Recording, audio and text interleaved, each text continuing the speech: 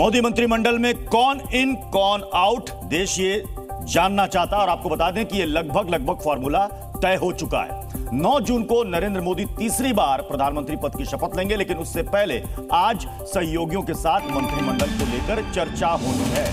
किसी पार्टी को कुछ मंत्रालय मिल सकता है, किसको कितना मिलेगा, कौन सा मंत्रालय मिलेगा, ये हर कोई जानना चाहता है। लेकिन इन सब के बीच कांग्रेस ने बड़ा दांव चल दिया। कांग्रेस ने यह दावा किया है कि एनडीए की सरकार सिर्फ 6 महीने ही चल पाएगी, उससे ज्यादा नहीं चल पाएगी। अब सवाल उठता है कि आखिर कांग्रेस ने किस आधार पर यह बड़ा दावा किया है।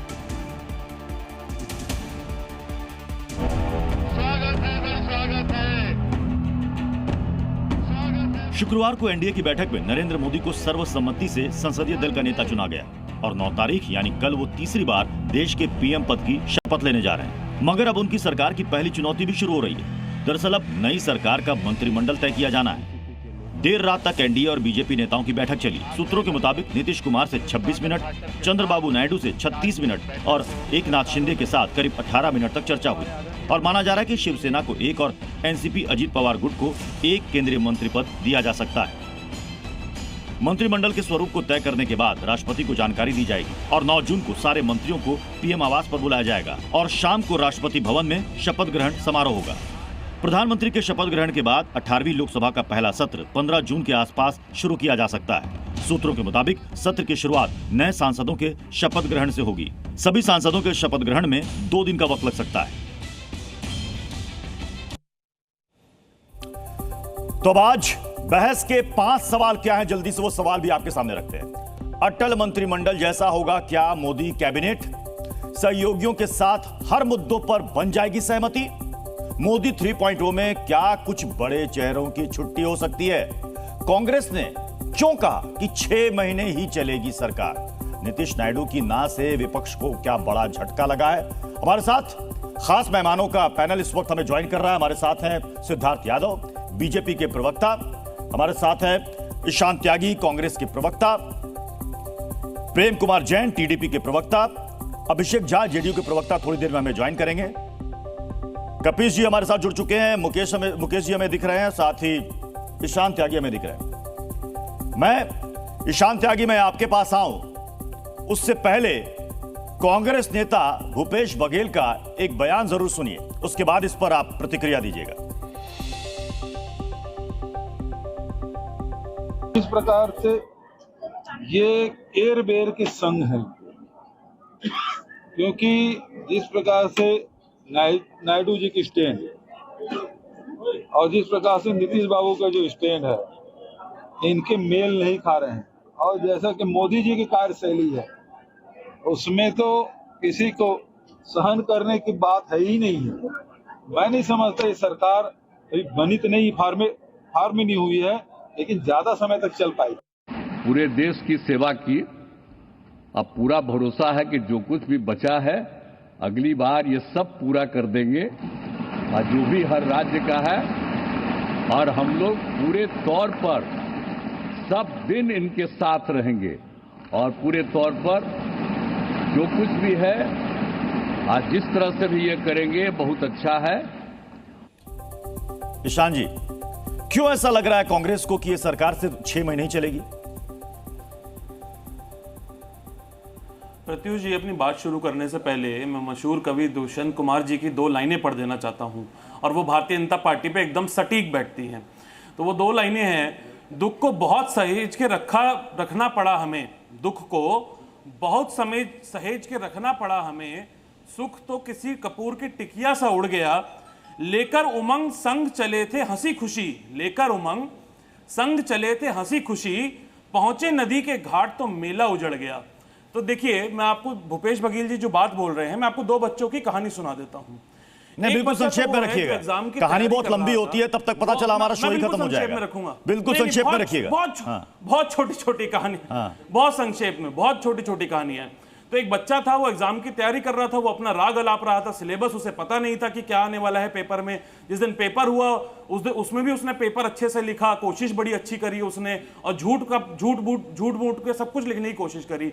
जब उसका रिजल्ट आया तो कहीं ना कहीं उसके नंबर कम थे। अब देखिए वही बच्चा जब साइकिल से घर जाता है, ये दूसरी कहानी है उसमें, तो देखिए जब छोटा बच्चा साइकिल से घर जाता है अब तो कहानी छोटे बच्चे की साइकिल में ना आपने सिलेबस की कहानी आपने एक सेकंड निशान जी, सिलेबस की कहानी आपने बता दी, बच्चे को कितना नंबर आया ये कहानी आपने बता दी। एक सेकंड निशान जी, अगर कहानियों पे जाएंगे ना फिर कहानी किस्से पहेलियां सब चलती रहेंगी, फिर अंत में पता चला कि एक नई कहानी आ गई, फिर नई गुत्थी आ गई, उस पर मत जाइए, सीधे पॉइंट पर रहिए। मैंने आपसे पूछा क्या 6 महीने ही चलेगी सरकार, आधार क्या है जो आप कह रहे हैं, आप किस आधार पर कह रहे हैं कि सिर्फ 6 महीने में सरकार चलेगी? कहानी में उसी फिर कहानी में मत जाइए ईशान जी, प्लीज प्लीज, कहानी में आपका उत्तर है। अरे भूपेश बघेल जी कहानी तो नहीं बता रहे थे ना ईशान जी, कि जब भी वो साइकिल जब साइड में 2 टायर लगे होते हैं ना, वो साइकिल जब आगे चलती है तो थोड़े समय बाद वो टायर कभी साइड से ऊपर हो जाता है, कभी इस साइड से ऊपर हो जाता है, कभी साइकिल इधर गिरती है, कभी साइकिल इधर गिरती है। तो आप देखेंगे कि जिस तरह से प्रधानमंत्री जी ने पिछले 10 सालों में एनडीए का नाम कभी नहीं लिया, उनको एनडीए की कभी याद नहीं आई, कल के पूरे भाषण में उनको एनडीए की याद आती रही, पूरे 10 साल मोदी सरकार मोदी की गारंटी, जहां जाइए हर अब एक सेकंड ईशान जी, अब एक लाइन में बताइए, एक सेकंड ईशान जी, मोदी जी को नहीं, ईशान जी अब एक लाइन में बताइए, बात ठीक है ईशान जी, एक सेकंड ईशान जी, अब एक लाइन में बता दीजिए, एक लाइन में बता दीजिए आप कहना क्या चाहते हैं? देखिए प्रत्युष जी, सीधी बात यहां पर यह है, मैंने आपसे पूछा कि अगर आप कह रहे हैं कि 6 महीने सरकार चलेगी तो आपको यह भरोसा है कि नीतीश कुमार, चंद्रबाबू नायडू आपकी तरफ आ जाएंगे? बस इतना ही मैंने पूछा। ये तो मुद्दों पे है ना, देखिए हमारी तरफ आए या ना आए हमें उसकी टेंशन नहीं है। फिलहाल जो जेडीयू के मुद्दे हैं, ठीक है, आपने जो एक पॉइंट उठाया कि पहले सिर्फ बीजेपी की सरकार की बात होती थी, अब सहयोगियों और एनडीए की सरकार की बात हो रही है। सिद्धार्थ यादव हमारे साथ आ चुके हैं, सुन लीजिए सिद्धार्थ यादव जी, कांग्रेस कह रही है कि सिर्फ 6 महीने ही सरकार की मियाद है, यह सरकार उससे ज्यादा नहीं चलेगी। देखिए कांग्रेस खाली पुलाव बनाने में बहुत विश्वास रखती है और पता नहीं कौन सी कहानी ईशान जी सुनाना चाह रहे थे, साइकिल में ऐसा होता है, साइकिल गिड़गिड़ा जाती है। इनकी तो प्लानिंग ही सरकार चलाने की ऐसी थी कि कंधे पे हम चलेंगे और कंधे पे एक दूसरे को बैठा के रखेंगे, एक के ऊपर एक, राहुल जी के ऊपर ममता जी के ऊपर अखिलेश जी के, वो चल पाते क्या?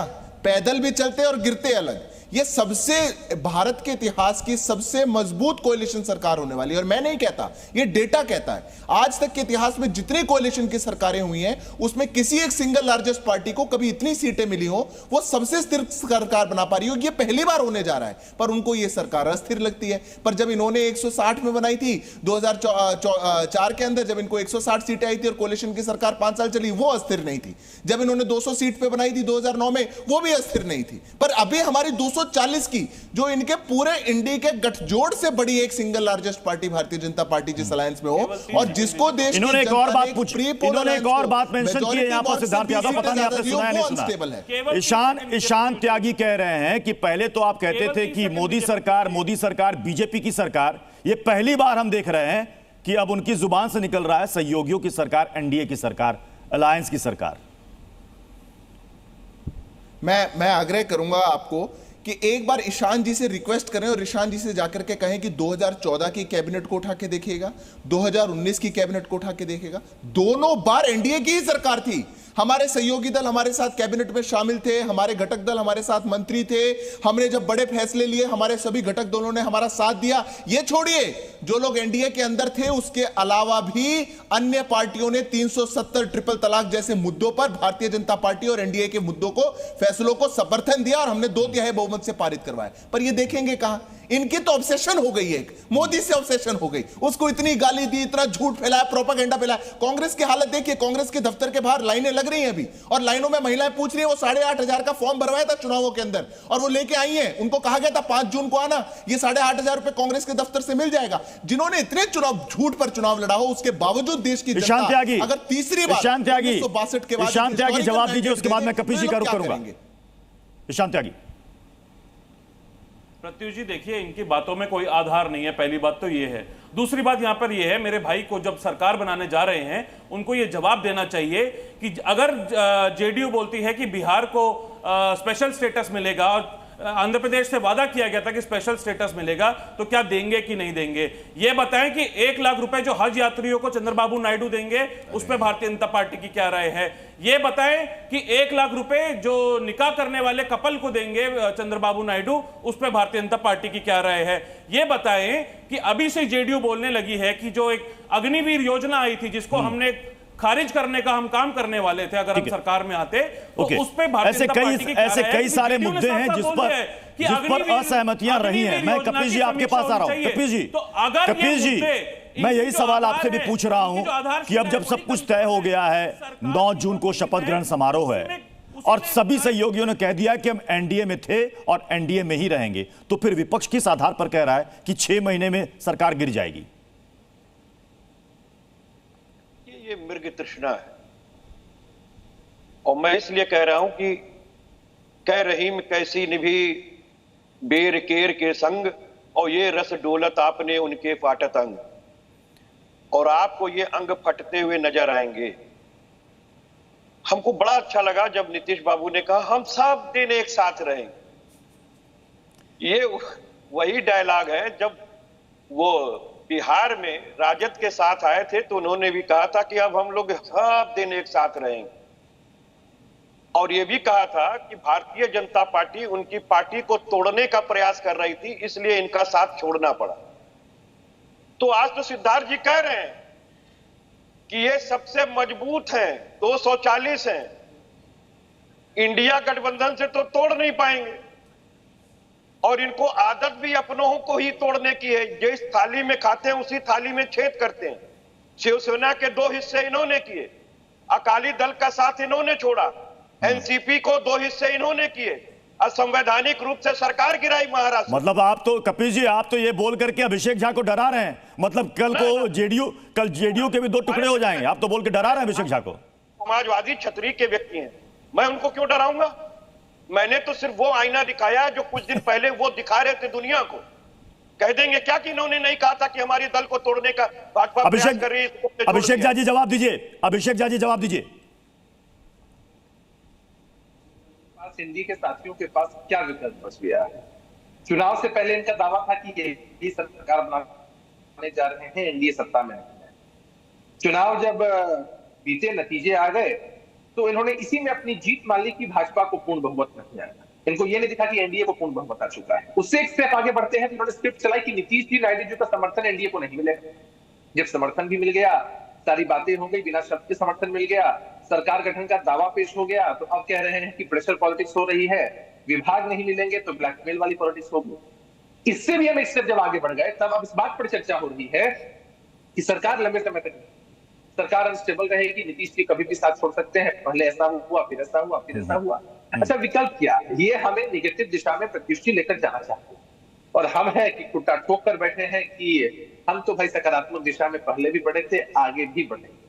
जरा याद करिए ना वो दिन, इंडी की नींव किसने रखी? मतलब नीतीश कुमार जी ने। अगर नीतीश जी ने पटना में बैठक नहीं कराई होती तो आप कल्पना भी कर सकते थे कि ममता जी, अखिलेश जी, अरविंद केजरीवाल जी कांग्रेस पार्टी के साथ बैठकर कोई नेगोशिएशन भी कर पाएंगे। तो स्थिति इनकी बहुत से बदतर है। चूंकि मैं एक लाइन में कंप्लीट कर देता हूं, इनका सत्ता विलाप भी है। सत्ता में नहीं पहुंच पाए हैं तो मतलब आप कह रहे हैं सत्ता विलाप है। 10 सेकंड कपिल श्रीवास्तव जी आप रिएक्ट कीजिए, उसके बाद मैं प्रेम जी का रुख करूंगा। कि हमारे मित्र ने हमारे प्रश्नों का कोई उत्तर नहीं दिया जो मैंने इनसे पूछा था। दूसरी चीज मैं आपको कह रहा हूं कि आज हमारे मित्र पर हंसी आ रही कि इंडी गठबंधन कह रहे हैं। यही नीतीश बाबू इंडिया गठबंधन की नींव ही नहीं डाले थे, नाम भी रखे थे, आज इनको शर्म आ रही है। हम तो आपको श्रेय देते हैं इंडिया गठबंधन इतना मजबूत चलवाने की। दूसरी चीज कह दूं कि ये अभी अग्निवीर का मुद्दा उठाएंगे कि नहीं उठाएंगे, ये अभी जातीय जनगणना का मुद्दा उठाएंगे। मैं उसी पॉइंट पर आ रहा हूं कपिल जी। अब मोदी सरकार 3.0 में कई सारे ऐसे एजेंडे हैं जिस पर मोदी सरकार काम करने का प्लान बना चुकी है, लेकिन कई ऐसे मुद्दे हैं जिसका चंद्रबाबू नायडू विरोध दर्ज करवाते आए हैं। वो मुद्दे कौन से हैं उसको भी जान लीजिए और समझ लीजिए। ये देखिए मुद्दे कौन कौन से हैं। यूसीसी का मुद्दा, सीएए का मुद्दा है, एनआरसी का मुद्दा है, प्लेसेस ऑफ वर्शिप एक्ट का मुद्दा है, मुस्लिम आरक्षण का मुद्दा है, वन नेशन वन इलेक्शन का मुद्दा है। और कई मौकों पर हमने देखा है कि चाहे वो जेडीयू हो या फिर टीडीपी हो, उन्होंने इसका विरोध किया है। मैं प्रेम जी आपसे जानना चाहूंगा क्या इन मुद्दों पर आपका स्टैंड वही पुराना रहेगा या फिर सुर बदल जाएंगे? प्रत्युष जी, सबसे पहले जी न्यूज के दर्शकों को नमस्कार, सुप्रभात, गुड मॉर्निंग और जय जिनेंद्र। हमारे मुद्दे जो हैं वो निश्चित रूप से हमारे आंध्र प्रदेश की भलाई के लिए होंगे। ये गठबंधन की सरकार है। इस गठबंधन की सरकार में पहले एक कॉमन मिनिमम एजेंडा बनेगा। कॉमन मिनिमम एजेंडा बनने के बाद सारी बातें आएंगी, उस पर विचार विमर्श करके ही हर चीज को पूरा किया जाएगा। तो उस कॉमन मिनिमम एजेंडे में मुस्लिम रिजर्वेशन शामिल होगा?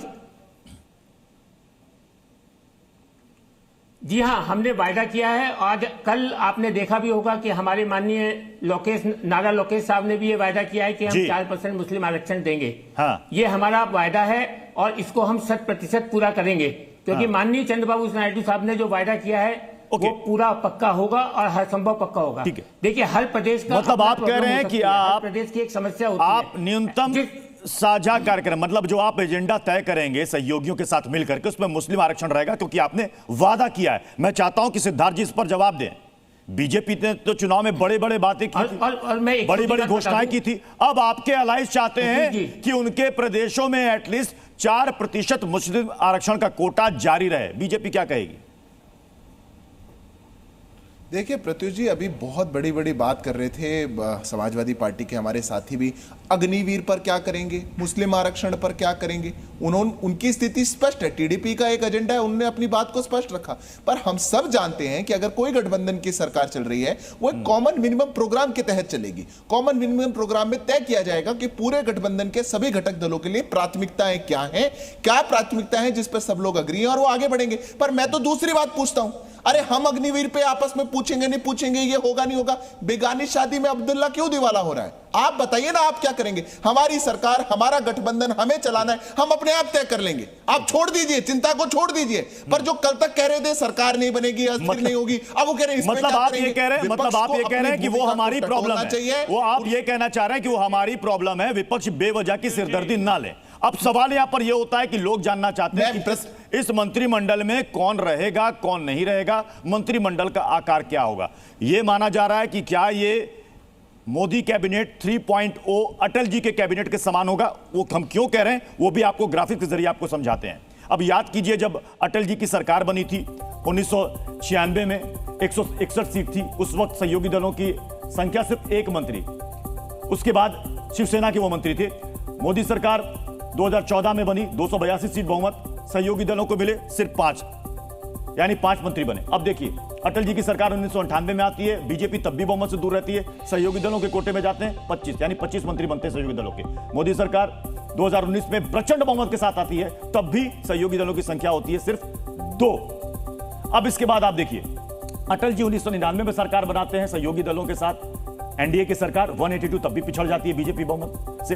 सहयोगी दलों की संख्या तब भी रहती है 18। और मोदी सरकार अब 3.0 में जब बीजेपी बहुमत से दूर है, तो क्या इस बार संख्या अटल जी के कैबिनेट के बराबर होगी या फिर 2 ही रहेगी? यह अपने आप में बड़ा सवाल है। जी न्यूज़।